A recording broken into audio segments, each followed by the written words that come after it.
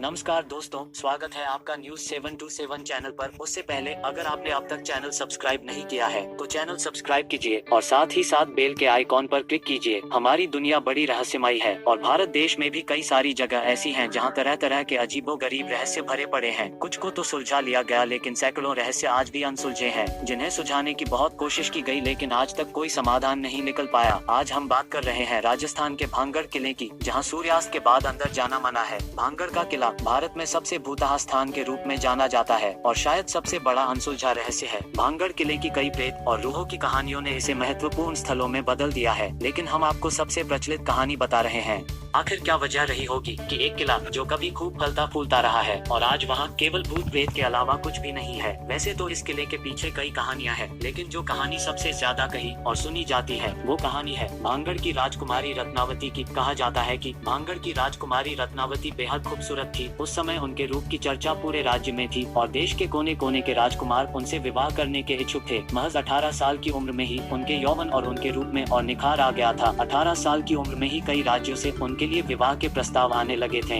एक बार की बात है जब वो किले से बाहर अपनी सखियों के साथ बाजार के लिए निकली और एक इत्र की दुकान पर पहुंची। वो इत्रों को हाथों में लेकर उसकी खुशबू ले रही थी। उसी समय दुकान से कुछ ही दूरी पर सिंधु तांत्रिक नाम का व्यक्ति खड़ा होकर उसे बहुत ही गौर से देख रहा था। सिंधु तांत्रिक भी उसी राज्य का रहने वाला था। वो काले जादू का बहुत बड़ा महारथी था। ऐसा बताया जाता है कि वो राजकुमारी के रूप का दीवाना था और उनसे प्रेम करता था।